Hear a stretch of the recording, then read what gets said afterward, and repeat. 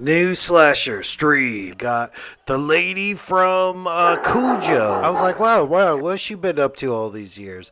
Well, obviously they can't kill her or mess her up. She's like a golden girl. They beat the shit out of her and throw her through a glass table and then get the drill out. But we don't see anything. We see like some blood hitting the floor by a shoe, and we're like, oh, all right, I guess that was a little bit tame. I mean, I don't want to see violence on an old lady like that. Yeah, this is actually the very first kill that kicks it off, because you're like, all right, dude, what? They got Damian Leone from Terrifiers doing the special effects here? That's all we get, blood on the floor? No, this kill's what sets it off.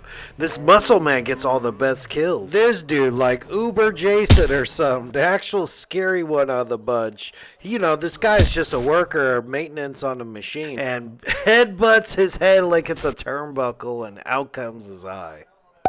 Now this dude's screaming, and you're like, oh, okay, all right. Damian Leone showed up for work this day. And the muscle man is like, I'm not done with you. Gets a hammer and beats this guy. And I'm like, where have I seen that before? Oh, yeah, when Art the Clown escaped the morgue. It's like basically almost the same kill. I don't know, maybe that guy has like fragile skull syndrome or something, or this dude's just really that strong. He's roided up like Bane, and he could just crush your head in his hands, lifting you off the ground too. All this muscle, you figure, man, this fool's never gonna die. But, you know, someone had a handgun, so that's how he dies. Easy. Muscles versus gun, gun wins every time. It seems like he did a lot of the heavy lifting besides lifting a guy up, you know, like this French guy, he actually throws him into a vending machine, then tops the vending machine over on him. And the skinny one of the bunch, that is the same actor who plays as Art the Clown, David Holton. Jeffrey Combs is basically the main guy, and he actually kidnaps the dude from Pee Wee Herman, Pee Wee's Big Adventure, and the Leprechaun movies. He gets all tied up, and then he uses like a twisty knife thing on him, like stabs him in the ear, stabs him in the chin. Brutal. I guess he got his hands dirty too. That's how some of these cameos are. Like Bill Moseley, you know him as like Chop Top in Texas Chainsaw Massacre 2. He's not even in the whole movie. Like after the whole thing's resolved, you see him beat somebody in the head with a bat real quick. And you're like, oh, alright, well, what the hell was that about? But someone like Danielle Harris, you know, the little girl from Halloween 4 and 5, she's actually like the big mom role in this movie. I mean, she does get killed too pretty early on into it. Like maybe, but you know, like into the second act at least. You see this dude get electrocuted real quick, but that is damn near the credits. I mean, you see that girl get killed. The girl from Sleepaway Camp gets killed.